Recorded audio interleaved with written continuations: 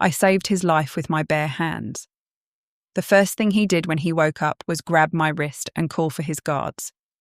I knew who he was the moment I saw the coat, but he didn't see the mark on my wrist. I saved his life with my bare hands.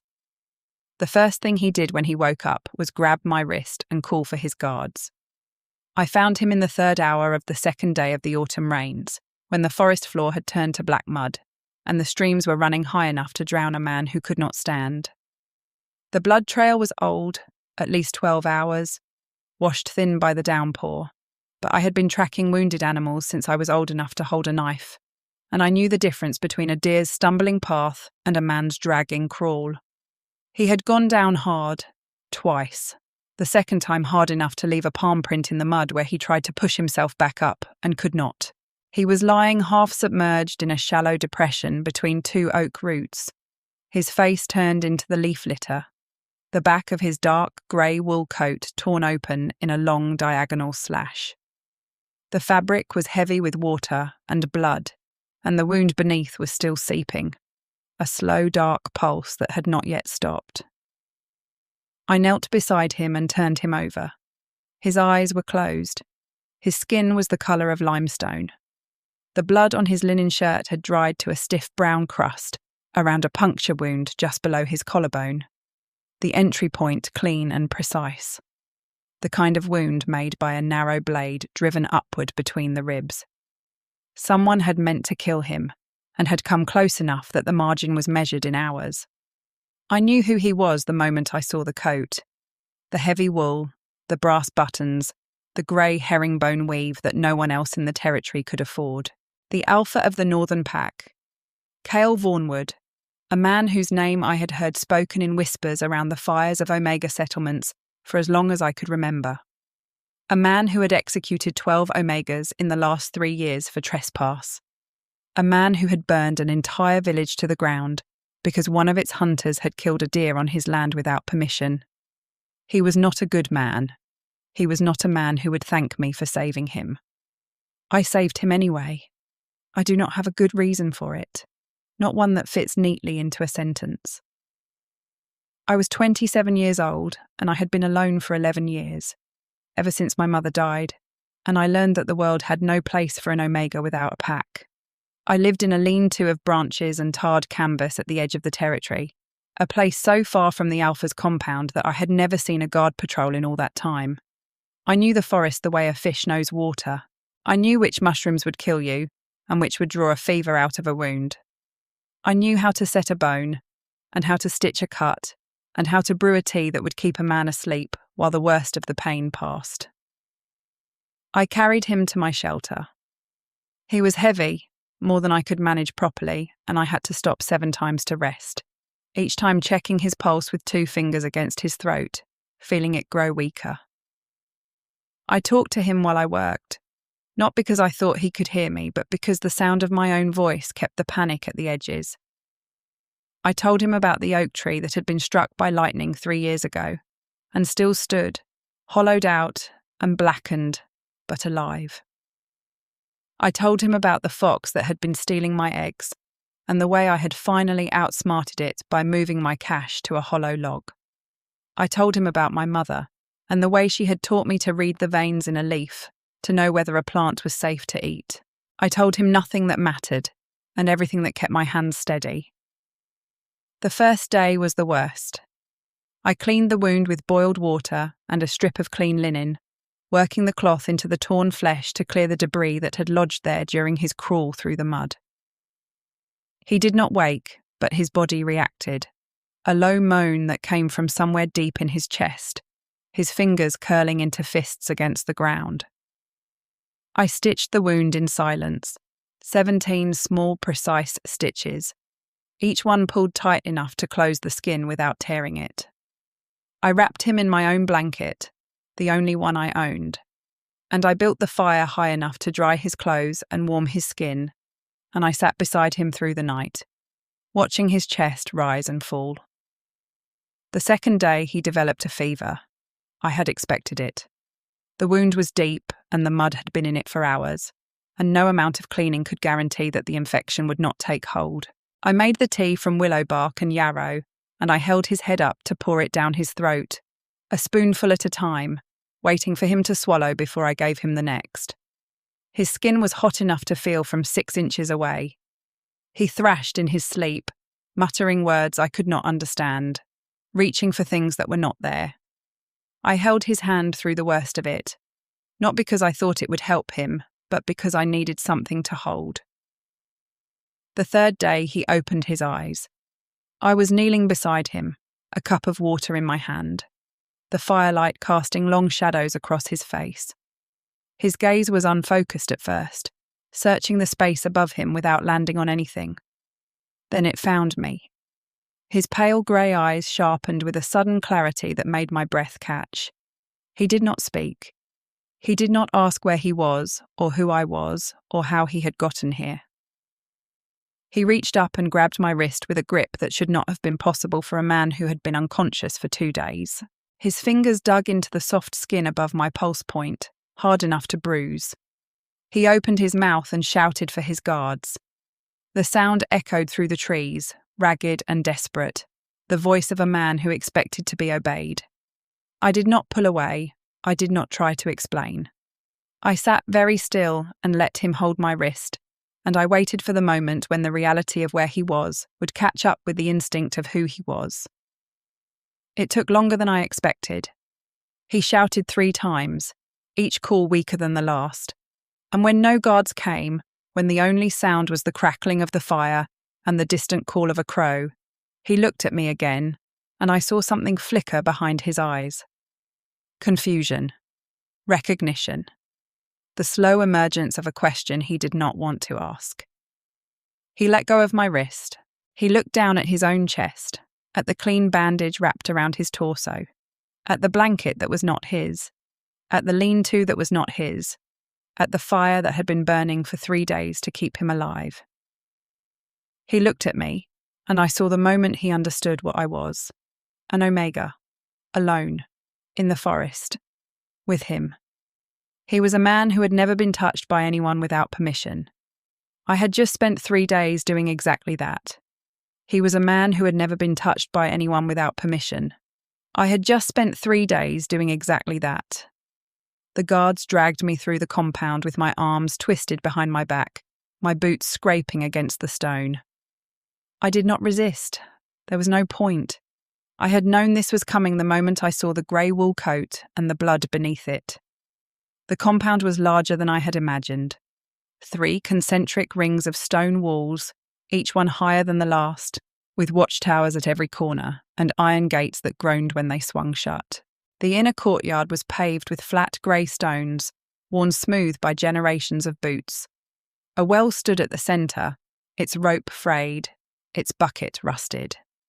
The smell of wood smoke and boiled meat hung in the air, and somewhere a child was crying. They threw me into a cell at the base of the eastern tower. The door was solid oak banded with iron, and the lock clicked with a sound that meant business.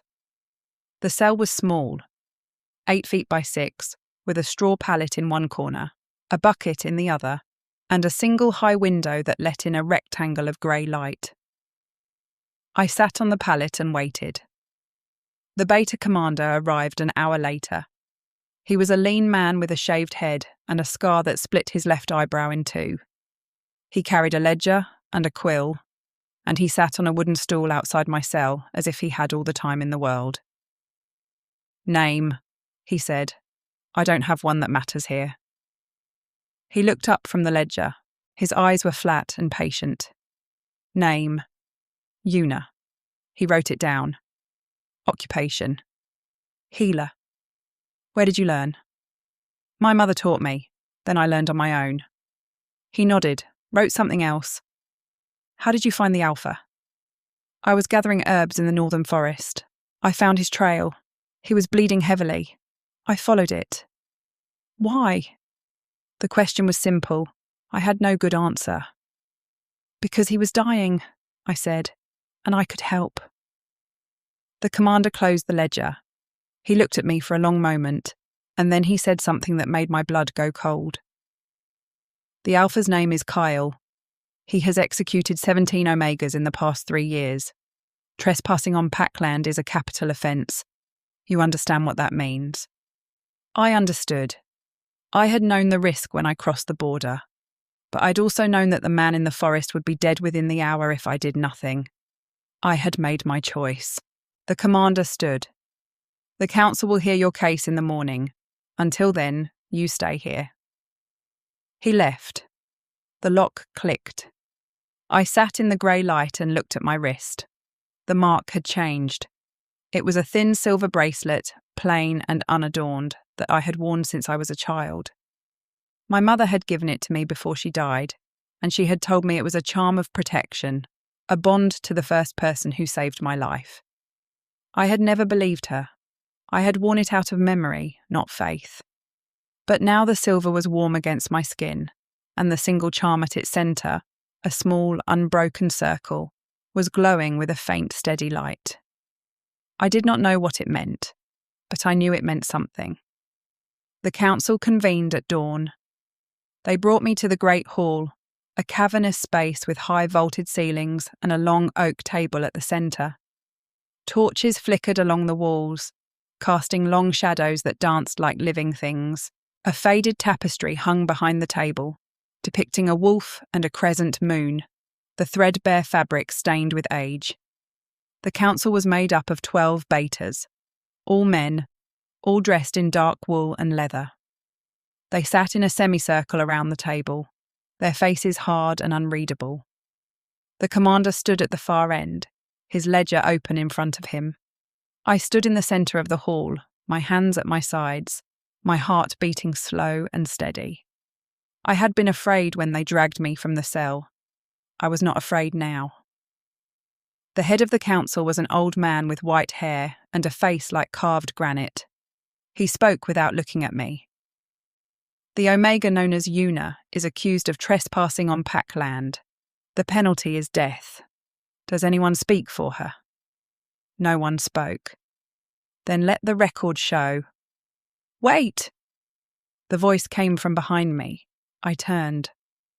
Kyle stood in the doorway of the hall, his hand braced against the frame, his face pale beneath the bandages. He was still weak. I could see it in the way his shoulders sagged, in the way his breath came in short, shallow gasps. But his eyes were sharp, and they were fixed on me. The council rose. The old man's face flickered with something I could not name. Alpha, he said, you should be resting. I should be dead. Kyle walked into the hall, each step deliberate, as if he were measuring the distance between himself and the ground.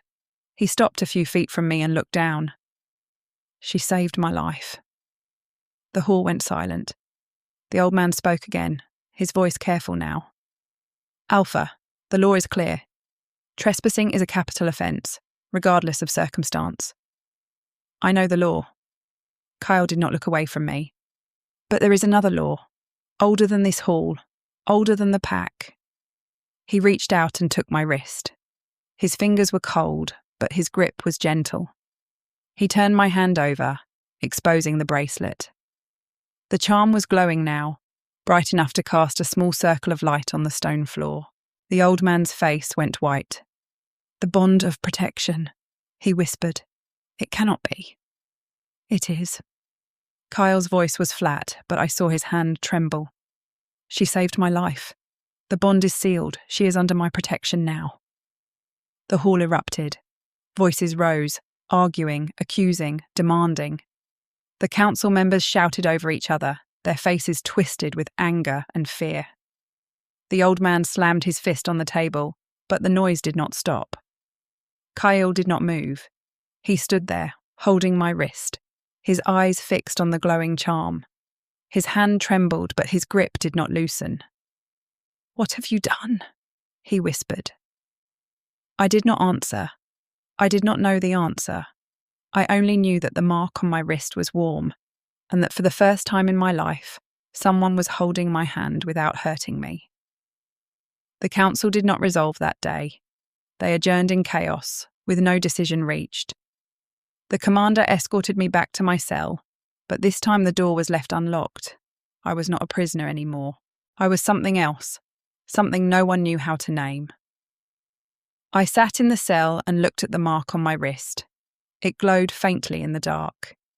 He had not seen it yet. I sat in the cell and looked at the mark on my wrist. It glowed faintly in the dark, a soft amber light that pulsed with the rhythm of my heartbeat. He had not seen it yet.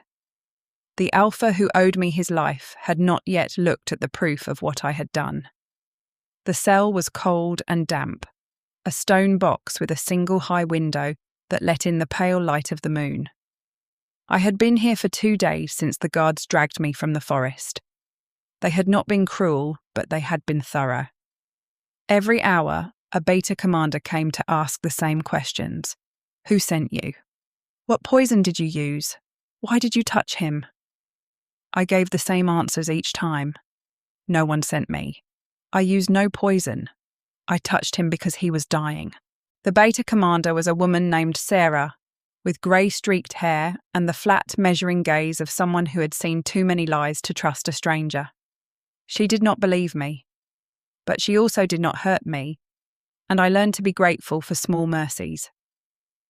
On the 3rd day, I heard footsteps in the corridor, not the measured tread of the guards, but something heavier, slower, deliberate.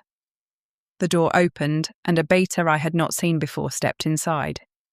He was tall, with a scar across his throat that pulled the skin tight when he spoke. The council will see you now. He did not wait for my answer. He simply turned and walked, and I followed because there was nowhere else to go. The council chamber was a low-ceilinged room in the heart of the compound, lit by torches that cast long shadows across the stone walls. A table of dark wood dominated the space, and behind it sat 5 betas, their faces hard and unreadable. Sarah was among them. She did not meet my eyes. The alpha's chair at the head of the table was empty.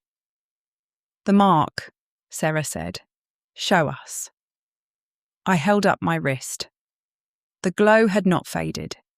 In the torchlight it seemed brighter than before, a small sun burning against my skin. I saw the council members exchange glances. One of them, an older beta with a white beard, leaned forward and squinted. "It is the bond of protection," he said. "I have not seen one in 40 years.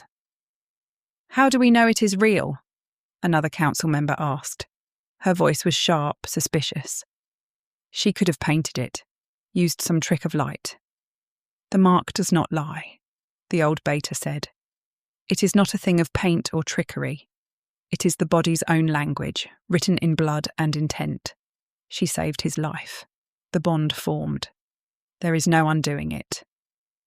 The council fell silent. I watched their faces shift, confusion giving way to something else. Fear, perhaps, or the cold calculation of people who had just been handed a problem they did not know how to solve. Sarah stood. "The alpha has awoken," she said. "He has demanded to see her."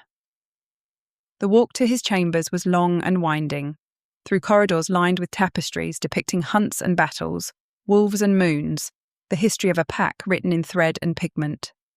I counted every step. I memorized every turn. I was learning the shape of the cage I had walked into. The alpha's door was oak, reinforced with iron bands. 2 guards stood on either side, their hands on their sword hilts, their eyes fixed on me as the council members stepped aside and gestured for me to enter.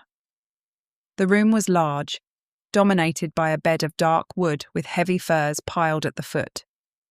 The alpha sat propped against pillows, his chest bandaged, his face pale but his eyes sharp and unblinking. He watched me enter, the way a predator watches prey that has wandered into its den. He did not speak. He simply stared, and I felt the weight of his attention like a physical thing. I stopped at the foot of the bed. I did not bow. I did not lower my eyes. He had been a stranger bleeding in the mud 3 days ago, and I was not afraid of him.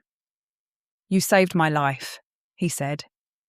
His voice was rough, hoarse from the wound, but there was no gratitude in it, only accusation.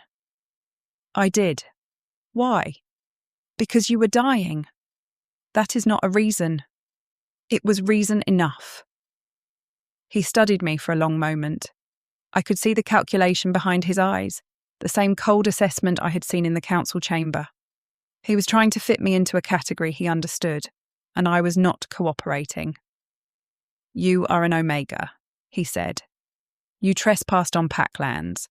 You touched me without permission. By all rights, I should have you executed." "You could try." The words came out flat, without bravado. I meant them. He had seen what I could do. He had felt my hands on his wounds, my herbs in his blood. He knew, somewhere in the part of him that remembered the pain, that I was not someone to be underestimated. He looked at my wrist. The mark glowed, steady and warm, and I saw his breath catch. "What have you done?" he whispered. I didn't answer. I simply held up my wrist, let the light of the bond fill the space between us, and watched as the alpha of the Northern Pack, the man who had never been touched by anyone without permission, reached out with a trembling hand and took my fingers in his. He studied the mark for a long time. His thumb traced the edge of it, the skin warm where he touched, and I felt something shift in the air between us. Not trust, not gratitude. Something older and stranger, a thread pulling tight. "This bond is a cage," he said, "for both of us. Then we are caged together." He looked up at me, and for the first time, I saw something other than anger in his eyes. I saw recognition. The awareness that he was looking at someone who had changed the shape of his life without asking permission. He let go of my hand. The mark dimmed slightly, but it did not disappear. "Guards," he said. "Take her back to the cell." I did not resist. I walked out of the room with my head high, the mark on my wrist still glowing faintly, and I knew that whatever came next, I had already won something he could not take away. I had made him see me. The alpha stood in the doorway of my cell, his hand on the frame, his eyes on the mark. "What have you done?" he whispered. His voice was not angry. It was something else. Something I had never heard from a man like him. Fear. I did not answer. I did not need to. The mark on my wrist was speaking for itself, a faint pulse of light that matched the rhythm of my heart. He stepped closer, his boots making no sound on the stone floor. He had been washed and bandaged. Someone had given him a clean shirt, dark grey, and his hair was damp. He looked like a man who had been pulled back from the edge of something and was still trying to understand how. He stopped 2 feet from me. His hand reached out, hesitated, then took my wrist. His fingers were warm. The mark flared under his touch, a soft gold that lit the lines of his palm. He stared at it for a long time.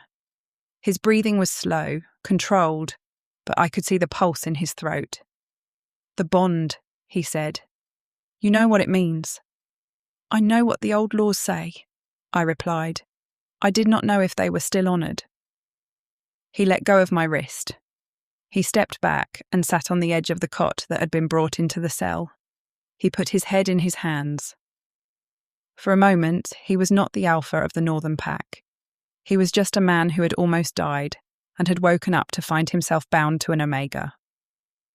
"The bond is ancient," he said. "It is sacred. It is sealed by blood and intention, and the will of the one who gives it. An Omega who saves an Alpha's life can claim the bond of protection.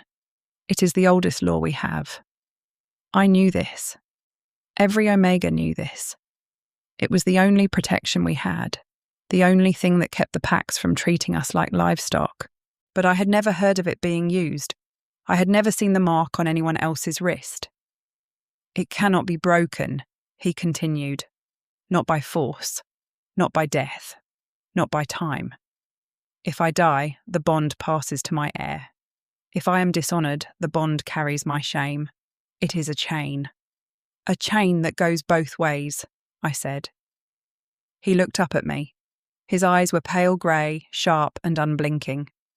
For the first time, I saw something in them that was not hatred or suspicion. It was calculation. He was trying to figure out what I wanted. You did not plan this, he said. It was not a question. I shook my head. I found you in the forest. You were bleeding out. I did not check your coat for a crest. I did not ask your name. I just kept you alive. Why? The question hung in the air. I could have lied. I could have said it was duty or compassion or the simple decency of one creature to another. But I did not. Because I could, I said. Because no one else was coming. He held my gaze for a long moment. Then he stood.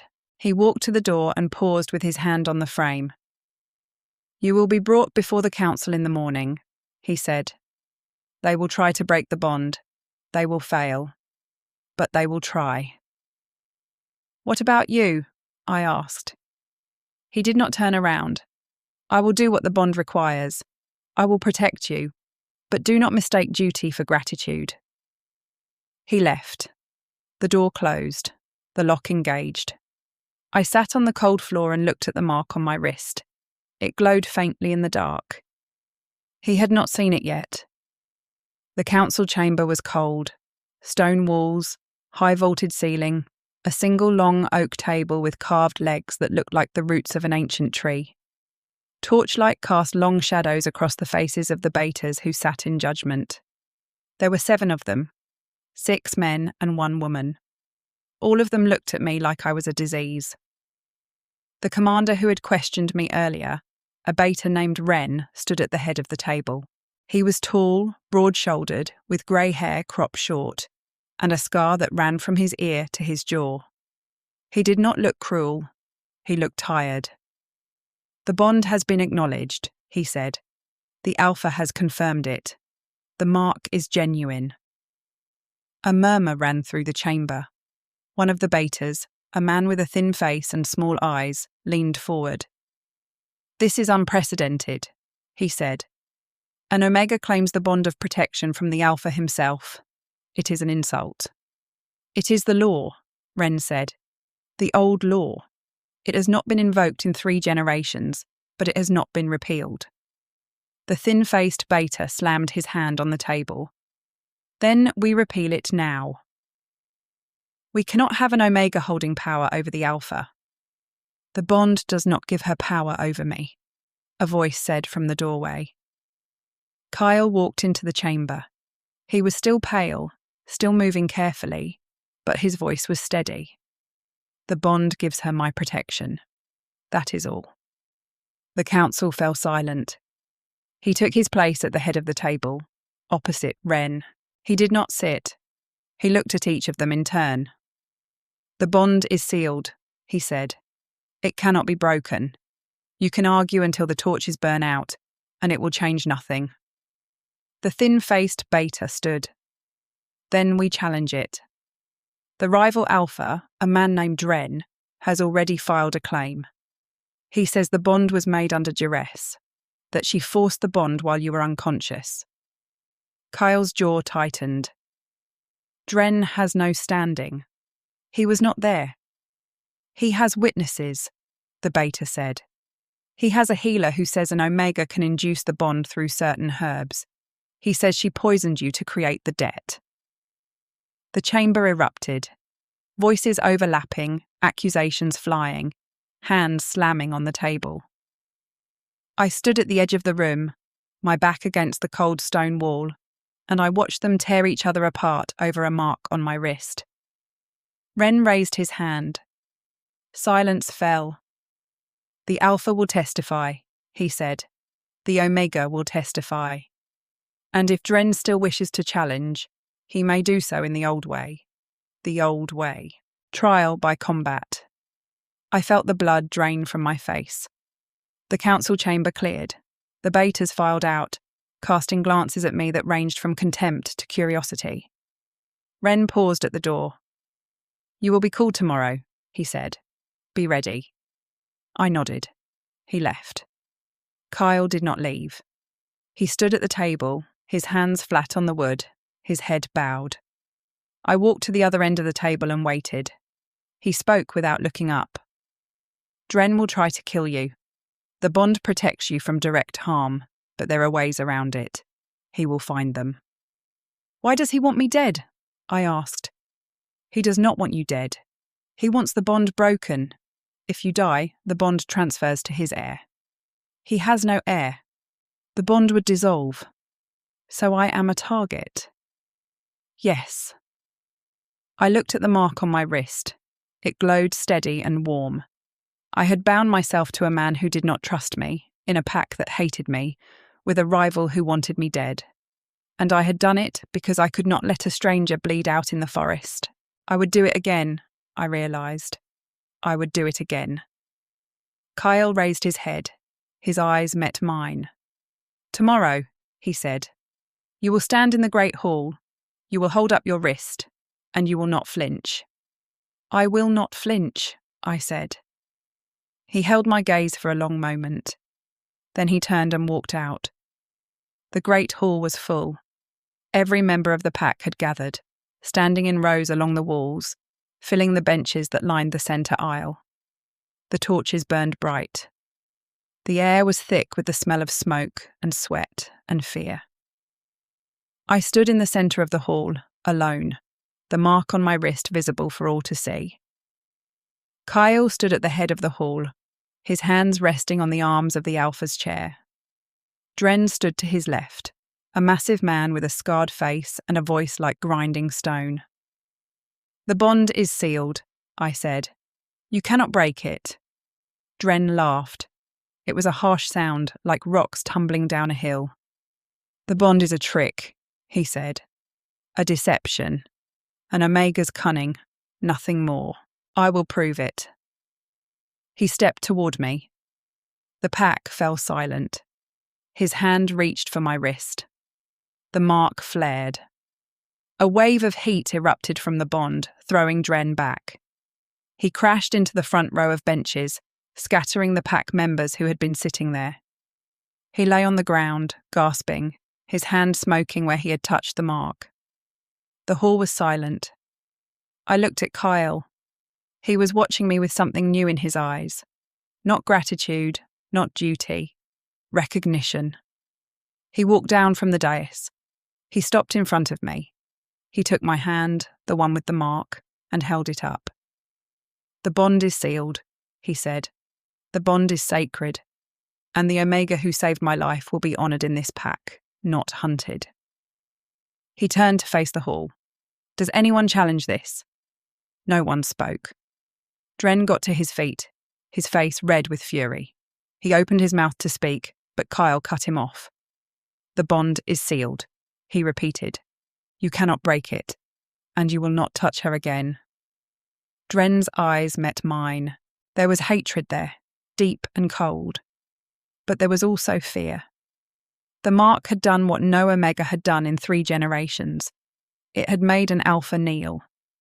The pack dispersed. The hall emptied. I stood in the centre, my hand still in Kyle's, the mark glowing steady and warm. He had not let go, and for the first time in my life, I was not alone. I stood in the centre of the great hall, surrounded by a pack that wanted me dead, and I held up my wrist. The mark glowed faintly in the torchlight, a thin silver line that pulsed with a rhythm that matched my heartbeat. The rival Alpha, a man named Dren, stood 10 feet away, his hand still raised from where he had tried to strike me. The impact had thrown him back against the stone wall, and he was breathing hard, his pale grey eyes fixed on the mark with something between rage and disbelief.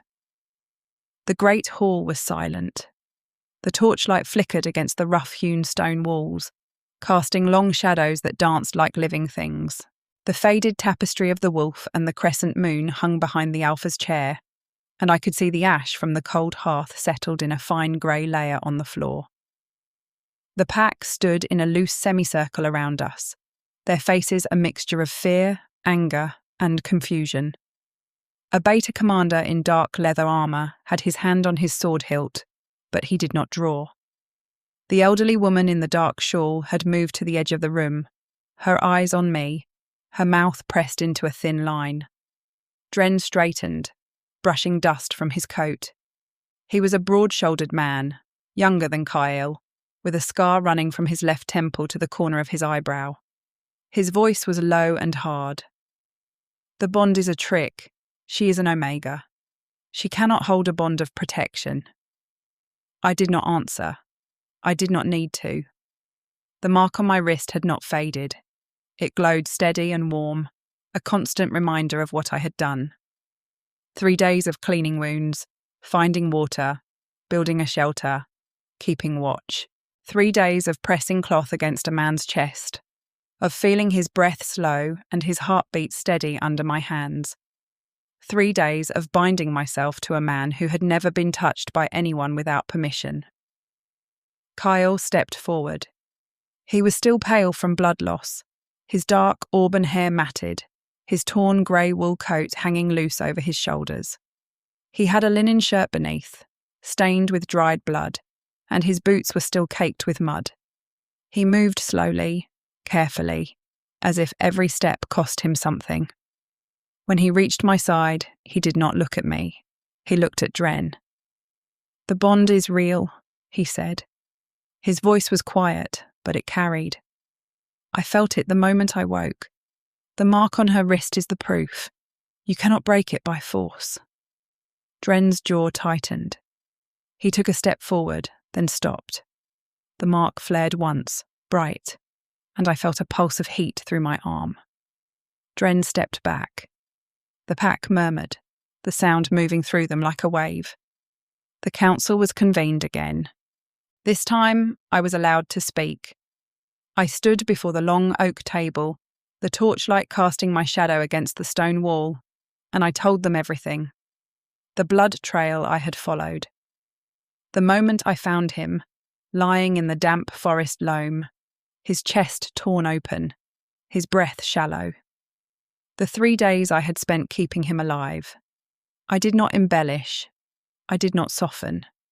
I told them the facts, the same way I had catalogued herbs and mapped the forest edges for the past 11 years. When I finished, the beta commander who had questioned me earlier, a man named Sorin, leaned forward. He had a narrow face and grey-streaked hair, and his eyes were sharp. "Why did you save him?" he asked. "You are an Omega. He is an Alpha who has executed your kind for trespassing. Why did you not let him die?" The question hung in the air. I could feel the weight of it, the suspicion behind it. I looked at Sorin and I told him the truth. Because he was bleeding in my forest. Because I have spent my life learning how to keep things alive. Because I did not know who he was until I saw the coat. Sorin studied me for a long moment. Then he nodded once and sat back. The council voted. The bond was recognised. I was no longer a trespasser. I was a bondholder, a creature of ancient law, protected by a claim that could not be broken by force. But I was also trapped. Kyle found me in the corridor after the council dissolved. The stone walls were cold and the torchlight flickered, and his footsteps echoed in the narrow space. He walked slowly, his hand pressed against his ribs, his face pale. When he reached me, he stopped. He did not look at me. He looked at the mark on my wrist. "You should have let me die," he said. I looked at him. His pale grey eyes were unblinking, his jaw set. He was a man who had never been vulnerable, and he did not know how to be. The bond had cracked something open in him, and he was angry at me for it. "I did not know who you were," I said. "And even if I had, I would have done the same thing." He looked at me then, his eyes narrowing. "Why?" "Because I am an Omega," I said. "And Omegas do not let things die." He stared at me for a long moment. Then he turned and walked away, his boots scraping against the stone floor. The days that followed were strange. I was given a room in the compound, a small chamber with a narrow bed and a single window that looked out over the forest. The guards watched me, but they did not touch me. The betas spoke around me as if I were not there. The Omegas, the few who lived in the compound, the ones who had been claimed by Alphas, looked at me with a mixture of fear and hope that I did not know how to answer. I did not seek out Kyle. He did not seek me out. The bond was there, a low thrum in my chest, a warmth in my wrist, but neither of us acknowledged it. We moved through the compound like two planets in the same system, held in orbit by a force neither of us had chosen. The mark on my wrist glowed steady and warm. He had not let go, and for the first time in my life, I was not alone.